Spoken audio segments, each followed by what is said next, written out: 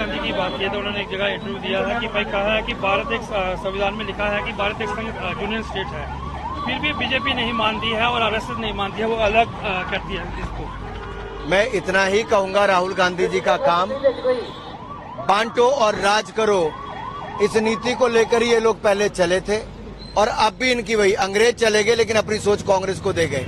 ये आज कभी जाति कभी धर्म के नाम पर देश को बांटना चाहते हैं, कभी क्षेत्र के नाम पे बांटना चाहते हैं।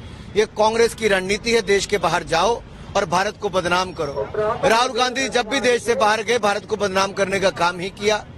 कभी सिखों को बदनाम करते हैं, कभी महिलाओं को बदनाम करते हैं, कहीं राष्ट्रीय स्वयंसेवक संघ जैसी दुनिया के सबसे बड़ी स्वयंसेवी संस्था को बदनाम करने का काम कर रहे हैं। इससे पता चलता है कि वो हताश और निराश है। तीसरी बार चुनाव हार चुके हैं, उनकी जमीन खिसक चुकी है।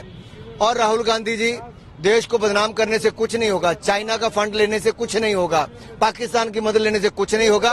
वोट तो भारत की जनता ही करेगी और भारत की जनता कांग्रेस को नकार चुकी है। उन्होंने एक जगह कहा है कि भारत में एक फाइट है, सरदार लोग जो हैं वो पगड़ी नहीं पहन सकते, कड़ा नहीं डाल सकते और गुरुद्वारे में नहीं जा सकते। आप इधर भी सरदार हैं, इधर भी सरदार हैं, सबने पगड़ियां पहन रखी है और इनके केश काटने का, बाल काटने का काम हुआ था।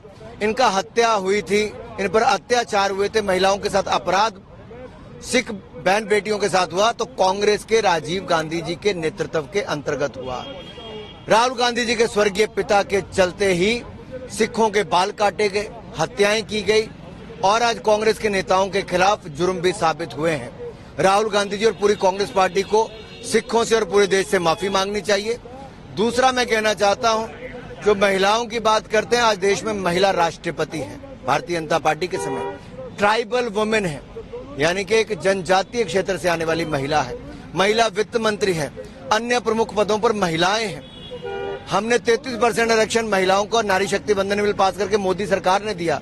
ये कांग्रेस जो कभी नहीं कर पाई, वो नारी शक्ति को वंदन भी और उनका समर्थन भी भारतीय जनता पार्टी ने किया है। राहुल गांधी की बात की है तो उन्होंने एक जगह इंटरव्यू दिया है कि भाई कहा है कि भारत एक संविधान में लिखा है कि भारत एक यूनियन स्टेट है, फिर भी बीजेपी नहीं मानती है और आरएसएस नहीं मानती है, वो अलग करती है इसको। मैं इतना ही कहूंगा, राहुल गांधी जी का काम बांटो और राज करो, इस नीति को लेकर ही ये लोग पहले चले थे और अब भी इनकी वही। अंग्रेज चले गए लेकिन अपनी सोच कांग्रेस को दे गए। ये आज कभी जाति कभी धर्म के नाम पर देश को बांटना चाहते हैं, कभी क्षेत्र के नाम पे बांटना चाहते हैं। ये कांग्रेस की रणनीति है। देश के बाहर जाओ और भारत को बदनाम करो। राहुल गांधी जब भी देश से बाहर गए भारत को बदनाम करने का काम ही किया। कभी सिखों को बदनाम करते हैं, कभी महिलाओं को बदनाम करते हैं, कहीं राष्ट्रीय स्वयंसेवक संघ जैसी दुनिया के सबसे बड़ी स्वयंसेवी संस्था को बदनाम करने का काम कर रहे हैं। इससे पता चलता है कि वो हताश और निराश है। तीसरी बार चुनाव हार चुके हैं, उनकी जमीन खिसक चुकी है। और राहुल गांधी जी, देश को बदनाम करने से कुछ नहीं होगा, चाइना का फंड लेने से कुछ नहीं होगा, पाकिस्तान की मदद लेने से कुछ नहीं होगा। वोट तो भारत की जनता ही करेगी और भारत की जनता कांग्रेस को नकार चुकी है। उन्होंने एक जगह कहा है कि भारत में एक फाइट है, सरदार लोग जो हैं वो पगड़ी नहीं पहन सकते, कड़ा नहीं डाल सकते और गुरुद्वारे में नहीं जा सकते। आप इधर भी सरदार हैं, इधर भी सरदार हैं, सबने पगड़ियां पहन रखी है और इनके केश काटने का, बाल काटने का काम हुआ था।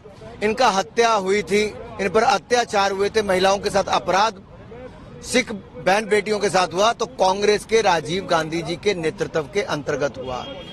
राहुल गांधी जी के स्वर्गीय पिता के चलते ही सिखों के बाल काटे गए, हत्याएं की गई और आज कांग्रेस के नेताओं के खिलाफ जुर्म भी साबित हुए हैं।